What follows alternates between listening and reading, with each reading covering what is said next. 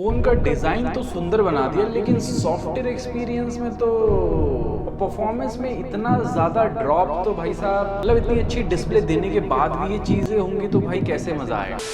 ऐसे बहुत सारी चीजें हैं इस फोन के बारे में जो डेफिनेटली आपको जाननी चाहिए अगर आप इस फोन को लेने का सोच रहे हैं। जी हाँ, हम यहाँ पर Realme 12 Pro Plus का फुल डिटेल रिव्यू लेके आ चुके, क्योंकि काफी टाइम से अभी से यूज कर रहे हैं, इन डेप्थ यूज कर रहे हैं, सुबह शाम यूज किया है, तो बहुत सारी चीजें क्लियर हो जाएंगी इस वीडियो के आखिर तक और आप एक डिसीजन बना पाओगे कि इस फोन को लेना चाहिए कि नहीं लेना चाहिए। चलिए कार्यक्रम शुरू कर। सबसे पहले बात करें प्राइस एंड वेरिएंट के बारे में, तो यहाँ पर 8GB रैम 128GB वाले वेरिएंट से स्टार्ट होता है जो आपको 27,000 में मिल जाएगा। वैल्यू फॉर मनी ये बेस वेरिएंट ही मुझे लगा, क्योंकि बाकी वेरिएंट के रेंज में आपको और अच्छे बेटर फोन्स देखने को मिल जाते हैं। सबसे पहले बात करें इन हैंड फील के बारे में, तो भाई साहब डेफिनेटली पहली बार आप फोन को देखोगे ना तो आपको अट्रैक्टिव लगेगा और वो प्रीमियम फील भी आएगा, क्योंकि यहाँ पर जो आपको सर्कुलर कैमरा कटआउट इसका देखने को मिल जाता है ना, ये काफी मतलब अलग यूनिक लुक के साथ आता है।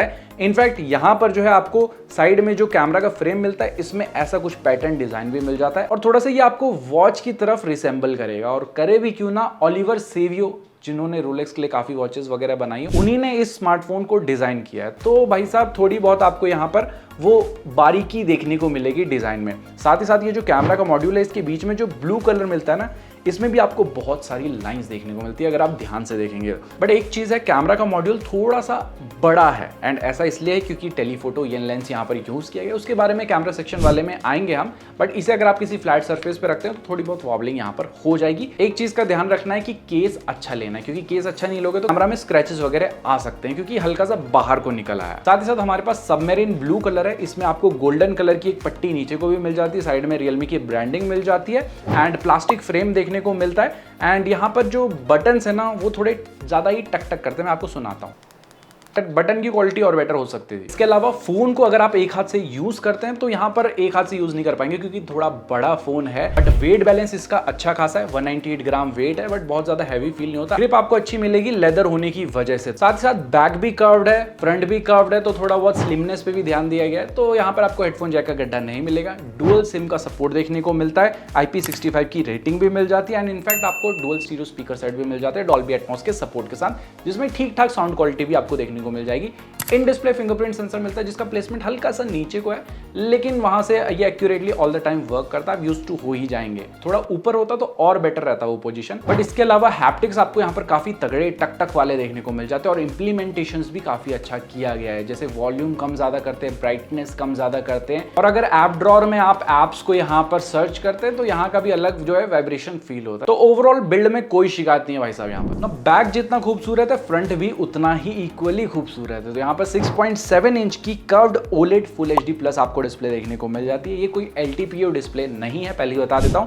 साथ ही साथ आपको यहाँ पर 120 हर्ट्ज का रिफ्रेश रेट मिलता है, HDR10+ को भी ये सपोर्ट करता है। तो यहाँ पर जो है जितना भी हमने कंटेंट इसमें देखा, भाई साहब मजा आया कंटेंट देखने में। कलर थोड़े हल्के से बूस्टेड लगे, लेकिन कंटेंट देखने में कलर बूस्टेड रहे तो मजा आता है। कहां पर दिक्कत आती है, जब आप कुछ कलर ग्रेडिंग वाली चीजें करते हैं तो वहां पर थोड़ी ज्यादा रंगीनियां आपको दिखाई देंगी। एंड हमने सारी प्रोफाइल को टेस्ट किया, स्टिल वो जो है नेचुरल कलर देखने को नहीं मिल रहा है, तो थोड़े से सैचुरेटेड कलर से ही देखने को मिल रहा है। इसके अलावा 0.5 mm का डबल रीइंफोर्स्ड ग्लास की प्रोटेक्शन भी देखने को मिल जाती है फ्रंट में। बट स्टिल मैं आपको बोलूंगा कि यहाँ पर टेम्पर्ड ग्लास या UV ग्लास लगा लीजिए, क्योंकि कर्व डिस्प्ले के साथ आता है। बाकी इसके अलावा बेजल्स वगैरह काफी मिनिमल मिल जाते हैं। कर्व्ड है तो साइड में कोई बेजल्स नहीं है, ऊपर नीचे की भी बेजल्स काफी मिनिमल देखने को मिलते हैं। डीप ब्लैक्स अच्छे हैं, व्यूइंग एंगल्स तगड़े मिल जाते हैं। YouTube में आप 4K HDR 60 FPS वीडियो इसमें आराम से देख सकते हैं, कोई दिक्कत नहीं आती। बट जहां पर दिक्कत आती है वो है HDR का सर्टिफिकेशन नेटफ्लिक्स में नहीं मिलता है। ऑल्दो फुल HD कंटेंट आप Amazon प्राइम, नेटफ्लिक्स दोनों में ही देख सकते हैं। साथ ही साथ 950 निट्स की पीक ब्राइटनेस मिल जाती है, तो आउटडोर में भी विजिबिलिटी की ऐसी कोई दिक्कत नहीं आई। एंड 2160 हर्ट्ज की PWM डिमिंग भी आपको मिल जाती है, TUV Reynolds सर्टिफिकेशन भी मिलता है। तो फ्लिकर फ्री डिस्प्ले आपकी आईज के लिए भी सही है डिस्प्ले। 240 हर्ट्ज का टच सैंपलिंग रेट मिलता है और इंस्टेंटेनियस टच सैंपलिंग रेट 2000 तक चले जाता है। बट डिस्प्ले की स्मूथनेस ना होते हुए भी आपको स्मूथनेस मिलेगी नहीं, क्योंकि इसके मोस्ट ऑफ द ऐप जो है 120 हर्ट्ज को सपोर्ट ही नहीं करते हैं इसके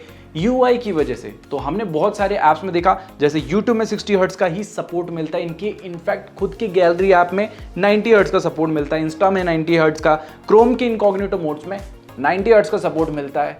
ये कैसे चलेगा, ऐसे कैसे हमें स्मूथनेस मिलेगी वहां पर? यही नहीं, फेसबुक में भी 90 हर्ट्ज, नेटफ्लिक्स में 60 हर्ट्ज। तो प्रीमियम डिस्प्ले होने के बावजूद जो है वो डिस्प्ले का मजा आप नहीं ले पाएंगे। एंड बाकी ब्रांड्स आपको 1.5K रेजोल्यूशन वाली डिस्प्ले दे रही है, तो यहाँ पर आपको थोड़ी वो रेजोल्यूशन की कमी भी महसूस होगी अगर आप बहुत ज़्यादा ऐसे कंटेंट देखते हैं, क्योंकि सेम बजट में आपको, इससे कम बजट में बहुत सारे ब्रांड आपको वैसे ही प्रोवाइड कर रहे हैं डिस्प्ले, जिसमें ये सारे जो कॉन्स हैं इसमें वो उसमें नहीं मिलेंगे। एंड उसी के रिगार्डिंग एक बेस्ट फोन्स अंडर 25,000 की एक वीडियो बनाई, उस वीडियो को आप आई बटन जाके देख सकते हैं। और एक और चीज मैंने ऑब्जर्व की, जो एडेप्टिव ब्राइटनेस रहता है, मतलब आपके ब्राइटनेस को ऑटोमेटिकली एडजस्ट करता है, वो 120 हर्ट्ज पे ही रहता है जब ब्राइटनेस थोड़ी सी लो रहती है। तो आई डोंट नो, ये बग है, डेफिनेटली फिक्स होनी चाहिए सब चीजें। साथ ही साथ आपको 9 5G के बैंड देखने को मिल जाते हैं, ब्लूटूथ 5.2, वाईफाई 6, बट NFC यहाँ पर नहीं मिलता है। NFC भी होना चाहिए था, बट एनीवे यहाँ पर 5G की स्पीड वगैरह आपको तगड़ी देखने को मिल जाएगी। डुअल 5G का भी सपोर्ट मिलता है, 4G कैरियर का भी सपोर्ट आ रहा था, बट 5G कॉलिंग आप स्टिल इसमें नहीं कर सकते हैं।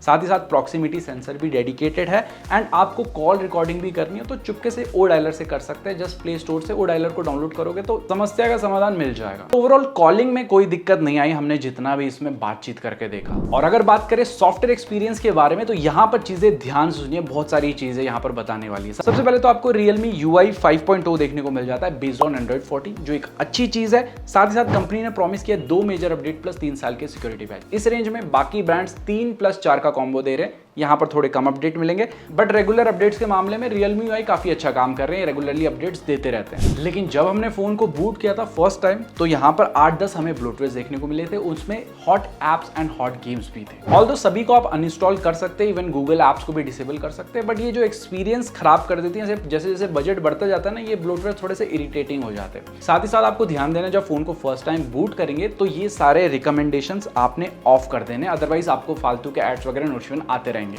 इसके बाद ऐप मार्केट के नोटिफिकेशन कंटिन्यूअसली मुझे देखने को मिल रहे थे, उसे भी डिसेबल कर देना। एंड यहाँ पर जो सर्च रिजल्ट है ना, इसमें ऊपर में तो कोई ऐड शो नहीं करेगा, लेकिन नीचे में बहुत सारी रिकमेंडेशन शो करता है। और इसके अलावा ऐप को जब आप इंस्टॉल करते हैं तो यहाँ पर एक ऑटोमेटिकली सिक्योरिटी स्कैन हो जाता है, उसे आप ऑल्दो डिसेबल कर सकते हैं, एंड मैं बोलूँगा डिसेबल ही कर दीजिए, क्योंकि काफी इरिटेटिंग हो जाता है। तो ये कुछ छोटी छोटी चीजें ना आपको स्टार्टिंग में ही करनी पड़ेंगी, अदरवाइज नोटिफिकेशन एड्स वगैरह आपको भर भर के मिलने वाले हैं। बाकी इसके अलावा feature rich UI definitely Realme UI है, सेम है Oxygen OS जैसी, या आप बोल लीजिए कलर ऑपरेटिंग सिस्टम, बात सेम ही है। यहाँ से खाओ खाना या यहाँ से खाओ, तो सारे बेसिक फीचर्स जैसे ऑलवेज ऑन डिस्प्ले मिल जाएगा आपको, डुअल ऐप मिल जाएगा, ऐप लॉक मिल जाएगा, आइकन के शेप को, साइज को आप कम ज्यादा कर सकते हैं, मतलब आप अपने हिसाब से रीडिजाइन कर सकते हैं। फिंगरप्रिंट सेंसर के बहुत सारे एनिमेशन मिल जाएंगे, एज लाइटिंग मिल जाती है, रैम एक्सपेंशन कर सकते हैं अप टू 8 GB तक, फाइल डॉक का भी ऑप्शन मिल जाता है, जो बहुत ही यूजफुल है। किसी भी टाइम अगर आपको कुछ कॉपी करके डायरेक्टली कहीं पेस्ट करना है, डायरेक्टली फाइल डॉक में आप डाल सकते हैं, बाद में वहीं से यूज ले सकते हैं। इसके साथ साथ इमेज कटआउट का ऑप्शन भी मिल जाता है, जो आईफोन में आता था। तो ये सारे फीचर्स तो मिलते हैं, इसके साथ और भी फीचर्स है, वो हमने पूरी एक डिटेल वीडियो बनाई है, उस वीडियो को आप आई बटन जाके देख सकते हैं। इसके अलावा जो एक्स्ट्रा फीचर जिन्होंने मुझे मतलब काफी ज्यादा इंप्रेस किया, वो थे यहाँ पर ऑटोमेटिक ब्राइटनेस। जब आप सेट करते हैं तो इसमें एक ऑप्शन मिलता है कि लो ब्राइटनेस कितनी सेट करनी है कि इससे कम नहीं होगी, तो ये यूजफुल है। इसके अलावा अगर आप होम स्क्रीन में हैं, आपको ऐप को ऑटोमेटिकली नीचे करना है, तो स्वाइप डाउन या स्वाइप अप करके इन्हें ऊपर नीचे कर सकते हैं, जो मतलब काफी यूजफुल है। काफी टाइम पे हमारा होम स्क्रीन एम्प्टी हो जाता है या आइकन्स को रीअरेंज करने में थोड़ी दिक्कत आती है। इसके अलावा एनिमेशन जो मिलते हैं वो काफी स्मूथ मिल जाते हैं, आप ओपन करते हैं, क्लोज करते हैं, आपके बीच में स्विच करते हैं, तो काफी स्मूथली हो जाती है सारी चीजें। लेकिन यहाँ पर जब आप थोड़ा सा हैवी टास्क करने लगते हैं ना, मतलब 2-3 ऐप खोल दिए, तो यहाँ पर UI ना इसकी इतनी हैवी है कि आपको फील होगा कि कहीं ना कहीं थोड़ा बहुत जिटर हो रहा है या लैग हो रहा है, वो स्मूथनेस देखने को नहीं मिलेगी। और यहाँ पर 120 Hz का सपोर्ट भी ऑलमोस्ट सभी ऐप में नहीं मिलता है, तो वो ऑटोमेटिकली स्विच करता है, तो बहुत ज़्यादा वो लैगीनेस फील करवाता है। और एक बग मैंने फेस किया था कि फ़ोन ऑटोमेटिकली यूज़ करते समय हैंग हो गया था, वहाँ पर कुछ वर्क नहीं कर रहा था, उसके बाद ऑटोमेटिकली खुद ही काम करने लगा। तो ऐसी कुछ बग्स भी हम फेस कर सकते हैं। आप लोगों ने अगर इस फोन को यूज करके कुछ बग फेस किए तो कमेंट सेक्शन में जरूर बताना। तो कहीं ना कहीं सॉफ्टवेयर में फिलहाल इंप्रूवमेंट की जरूरत है। और एक और चीज जो पॉलिश नहीं कर सकते वो है भाई साहब परफॉर्मेंस, क्योंकि यहाँ पर एक जो प्रोसेसर यूज हुआ है वो है स्नैपड्रैगन का 7S Gen 2, जिसमें LPDDR5 रैम मिल जाती है, UFS 3.1 की स्टोरेज मिलती है, 4nm पे बेस्ड ये प्रोसेसर है, 6.5 लाख के Antutu स्कोर्स देखने को मिल जाते हैं। तो यहाँ पर भाई साहब थोड़ा और बेटर प्रोसेसर ये लोग यूज़ कर सकते थे, क्योंकि इतने पावरफुल कैमरा यूज़ कर रहे हैं तो उसमें अच्छी खासी प्रोसेसिंग चाहिए रहती है, अच्छी खासी स्पीड चाहिए रहती है। तो यहाँ पर वो दिक्कत आपको देखने को मिलेगी, बट एज सच कोई भी CPU थ्रॉटल का इशू नहीं मिला। डे टू डे टास्क करते हैं, मल्टीटास्किंग करते हैं, वो चीज़ें ये आराम से करवा देगा, लेकिन स्टिल कहीं ना कहीं जैसे मैंने बताया कि जिटर लैग वगैरह आपको फेस होना पड़ेगा। और जब रैम मैनेजमेंट को हमने टेस्ट किया तो यहाँ पर जो है रिजल्ट्स काफ़ी शॉकिंग आए। इसको दिखाने के लिए मैं एक बजट फोन ले रहा हूँ, Redmi Note 13, 20,000 के अंदर में ये फोन आता है। प्रोसेसर भी जिसका बजट वाला प्रोसेसर है। तो यहाँ पर 10 ऐप्स हमने बैक टू बैक दोनों ही फोन में खोले, लेकिन उसके बाद Realme ने भाई साहब सारे बैकग्राउंड में ऐप्स को क्लियर कर दिया और Redmi Note 13 ने सारे ऐप्स को रखा था। तो डेफिनेटली ये चीज दिखाता है कि UI में कहीं ना कहीं जो है दिक्कत है, और वो दिक्कतें डेफिनेटली फिक्स होनी चाहिए। इसके अलावा गेमिंग जब हमने करी तो स्मूथ एक्सट्रीम तक आप खेल सकते हैं। इनफैक्ट HDR एक्सट्रीम का भी ऑप्शन दिया है, लेकिन उसका कोई यूज नहीं है। स्मूथ एक्सट्रीम में 60 FPS की बात करें तो वो भी हमें कॉन्टिन्यूस देखने को नहीं मिलते हैं। गेमिंग भी ऐसा है कि शुरू के 5 मिनट सही चलेगी, उसके बाद ऐसा होता है कि 45 to 60 FPS के बीच में आपको फ्लक्चुएट होते हुए मिल जाएंगे, एंड बहुत ही कंटिन्यूसली फ्लक्चुएट होते हैं। तो ये फोन बोलूंगा आपको नॉर्मल यूसेज के हिसाब से लेना है। गेमिंग के लिए मैं इसको डेफिनेटली रिकमेंड नहीं करूंगा। Same processor Redmi Note 13 Pro में आता है, लेकिन उसमें काफी तगड़ी गेमिंग परफॉर्मेंस हमें देखने को मिली। उसके रिगार्डिंग में एक वीडियो बनाई है, आप आई बटन जाके उस वीडियो को देख सकते हैं। इसके अलावा जायरोस्कोप वगैरह आपको तगड़ा देखने को मिल जाता है। हमने ऑलमोस्ट आधा घंटा खेला, उसके बाद देखा फ्रंट में 40 डिग्री तक ही गया था और बैक में 38 डिग्री सेल्सियस। तो एज सच कोई मेजर हीटिंग के इशू नहीं है। इसके अलावा अगर बात करें फोन कितना देता है बैटरी बैकअप, तो यहाँ पर 5000 mAh की बड़ी बैटरी देखने को मिल जाती है, 67 वॉट की फास्ट चार्जिंग मिलती है। तो हमारी यूसेज में ऑलमोस्ट 8 घंटे तक का स्क्रीन ऑन टाइम मिला, नॉर्मल टू मॉडरेट यूसेज में। तो मैं बोलूंगा अच्छा खासा बैटरी बैकअप है। एंड बैटरी वाले ऑप्शन में एक अच्छा ऑप्शन दिया है कि स्टॉप चार्जिंग है, तो 80% का ऑप्शन मिल जाता है। मतलब आपकी बैटरी की हेल्थ बनी रहेगी इस ऑप्शन से, क्योंकि एक साइकिल है कि 20 से नीचे नहीं जाना चाहिए और 80 से ऊपर बार बार चार्ज नहीं करना चाहिए। इसके बीच में चार्ज करोगे तो बैटरी ज्यादा लंबे टाइम तक चलती है। कितने लोगों को ये चीज नहीं पता थी वो कमेंट सेक्शन में बता सकते हैं, और आज से ऐसे ही पैटर्न फॉलो कीजिए। इसके अलावा कोई आइडल ड्रेन का इशू नहीं है। 5G में भी 52% से 49 हुआ था ओवरनाइट, एंड 45 मिनट्स में ये फुल चार्ज भी हो जाता है। तो एज सच कोई चार्जिंग एंड बैटरी में मेरे को इशू नहीं मिला। अब आ जाता है इस फोन का सबसे हाईलाइटिंग पॉइंट, इसका कैमरा। इसमें सारी चीजें बहुत ही ध्यान से सुनिएगा आप। सबसे पहले सेंसर की इंफॉर्मेशन आप अपनी स्क्रीन पे देख सकते हैं। सेंसर्स काफी तगड़े यूज किए गए हैं। बट सबसे पहले अगर हम बात करें यहाँ पर फ्रंट कैमरा के बारे में, तो काफी क्लोज टू नेचुरल फोटोज हमें देखने को मिली, एंड तगड़ी डिटेलिंग भी यहाँ पर मिल जाती है। इंडोर हो या आउटडोर कंडीशन हो, दोनों में ही काफी अच्छे से फ्रंट कैमरा इसका परफॉर्म कर रहा था। एंड एज डिटेक्शन वगैरह भी यहाँ पर प्रॉपरली हो जाता है। पहले जो है Realme के UI में ना थोड़ी सैचुरेटेड फोटोज रहती थी, लेकिन इस बार बहुत अच्छे से ऑप्टिमाइज की गई है चीजें। एंड HDR को भी ये बैलेंस कर लेता है, नॉर्मल एंड पोर्ट्रेट दोनों ही मोड में। इवन लो लाइट में भी कोई ग्रेन नहीं आ रहे थे। और अगर बात करें मेन कैमरा से, तो यहाँ पर कलर जो है काफी नेचुरल देखने को मिल जाते हैं, डिटेलिंग भी तगड़ी मिलती है। आउटडोर हो या इंडोर हो, दोनों में ये काफी अच्छे से परफॉर्म करता है। कभी कभी थोड़ा हल्का सा व्हाइटिश कर देता है, लेकिन वो on the go social media type की जैसी फोटोज रहती है ना, वैसी फोटो रेडी करके आपको देता है। HDR नॉर्मल मोड में ये बैलेंस कर लेता है, लेकिन पोर्ट्रेट मोड में कहीं कहीं ये स्ट्रगल करता है। बट ओवरऑल जितनी भी फोटोज हमने ली भाई साहब, मैं टोटली इंप्रेस हूँ। काफी अच्छी अपीलिंग फोटोज आपको देखने को मिल जाती हैं। ना हो जाता है एक और इंटरेस्टिंग पार्ट, जूमिंग आप इसमें 6x तक कर सकते हैं। लॉसलेस जूम आपको देखने को मिलेगा। तो मेन कैमरा से ये 2x तक जूम करता है, उसके बाद टेलीफोटो लेंस का यूज करता है 3x और 6x जूम करने के लिए। तो नॉर्मल और 2x में यहाँ पर कोई भी कलर शिफ्ट आपको देखने को नहीं मिलता है। डिटेलिंग भी तगड़ी मिल जाती है। एंड नॉर्मल मोड में HDR को भी बैलेंस कर लेता है, लेकिन जैसे ही जूम स्टार्ट होता है ये HDR बैलेंस नहीं कर पाता है प्रॉपर्ली। वहीं पे 3x और 6x में भी डिटेलिंग काफी तगड़ी मिल जाती है, क्योंकि टेलीफोटो लेंस का यूज करता है, तो आपको एक तगड़ा बोके इफेक्ट भी यहाँ पर देखने को मिल जाता है। बट यहाँ पर भी HDR को ये बैलेंस नहीं कर पाता है। एंड 2x और 3x के बीच में ना आपको थोड़ा सा कलर शिफ्ट भी देखने को मिलेगा, क्योंकि 2x मेन कैमरा से आ रहा है, 3x टेलीफोटो लेंस से आ रहा है। एंड इसके अलावा पोर्ट्रेट मोड में आप 3x तक जूम कर सकते हैं, जिसमें आपको तगड़ा बोके ब्लर देखने को मिल जाएगा। बट यहाँ पर आपको HDR प्रॉपर्ली बैलेंस नहीं होता हुआ दिखेगा, तो किसी किसी सिनारियो में ज्यादा ही व्हाइट कर देगा आपके फेस को एंड ओवरऑल बैकग्राउंड को भी। एंड जो कलर शिफ्ट वाली चीज बताई थी वो यहाँ पर भी हो रही है थोड़ी सी। तो नॉर्मल मोड से और पोर्ट्रेट मोड में दोनों में सही कलर देखने को मिलता है, लेकिन जैसे ही आप 3x फोटो लेते हैं पोर्ट्रेट में, वहां पर जो आपको कलर डिफरेंस टोटली साफ साफ देखने को मिल जाएगा। जैसे आप मेरी टी-शर्ट का कलर देख सकते, तो थोड़ा सा कलर शिफ्ट को यहाँ पर ठीक करने की अभी और जरूरत है। 8 मेगापिक्सल का अल्ट्रावाइड थोड़ा सा डिसअपॉइंट करता है, इसमें ठीक ठाक ओके फोटो आपको देखने को मिल जाएगी।